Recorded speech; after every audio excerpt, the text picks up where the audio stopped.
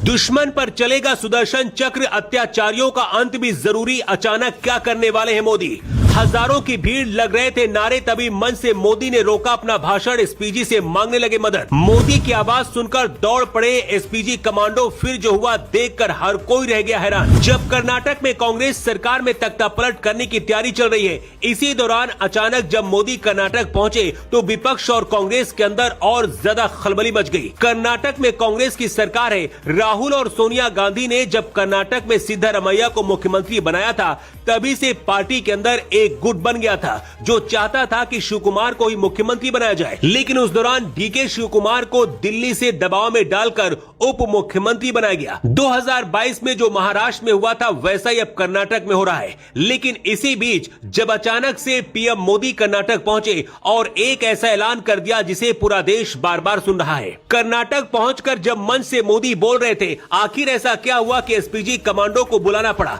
और किसके ऊपर मोदी ने सुदर्शन चलाने का ऐलान किया है, सब कुछ चलिए आपको बताते हैं। पीएम मोदी का कर्नाटक के उडुपी में रोड शो शुरू हुआ तो हजारों की संख्या में लोग सड़कों पर खड़े थे। जुलूस के रास्ते में भगवा झंडे और झंडियों से ढके पड़े थे। हर तरफ मोदी के नारे लग रहे थे। लेकिन उसके बाद मोदी क्या करने वाले हैं, इसका अंदाजा किसी को नहीं था। कांग्रेस को टारगेट करके पीएम मोदी ने कहा, जब पहले देश में आतंकवादी हमले होते थे तो पिछली सरकारें कुछ नहीं करती थी, लेकिन ये नया भारत है, किसी के सामने झुकता नहीं है और ना ही अपने देश के नागरिकों की रक्षा से कोई समझौता करता है। मोदी ने कहा, जो भी भारत की तरफ बुरी नजर से देखेगा, हमारा सुदर्शन चक्र उसे तबाह कर देगा। ये मंजर हमने ऑपरेशन सिंदूर के दौरान दिखाया भी है।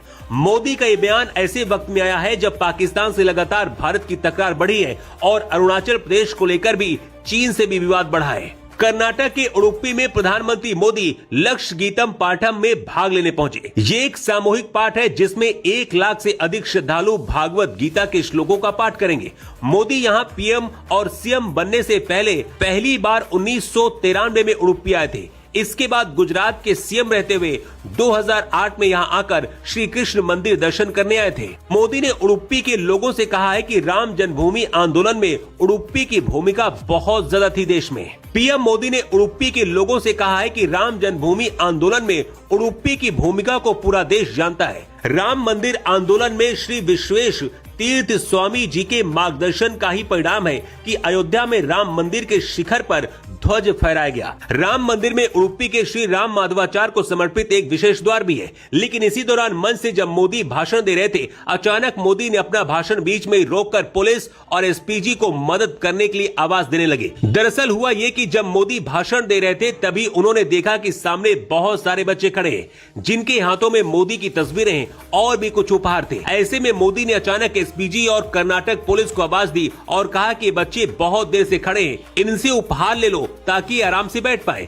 मोदी की आवाज सुनते ही एसपीजी के कमांडो और पुलिस के जवान भी अलर्ट हो गए और दौड़ पड़े। लेकिन जब मोदी ने एसपीजी कमांडो को आवाज लगाई तो कुछ देर के लिए वो भी हैरान रह गए कि आखिर हुआ क्या। भीड़ भी मोदी की तरफ देख रही थी, लेकिन बहुत जल्दी सबको समझ आ गया। कर्नाटक में कांग्रेस सरकार में तख्तापलट की खबरों के बीच मोदी का वहां जाना कांग्रेस की बेचैनी को बढ़ा दिया है। डीके शिवकुमार और सिद्धारमैया गुट के बीच आंतरिक खींचतान बहुत ज्यादा बढ़ गई है। खबर है कि बीजेपी के कई बड़े नेता शिवकुमार को ऑफर भी दे चुके हैं। अगर डीके शिवकुमार बीजेपी में आकर कर्नाटक में मुख्यमंत्री बने तो कांग्रेस और राहुल गांधी के लिए ये बहुत बड़ा झटका होगा। ऐसे में सवाल यही है कि क्या राहुल गांधी कांग्रेस को कभी खड़ा कर पाएंगे, क्योंकि हालात तो ऐसे नहीं दिख रहे हैं। Bureau report.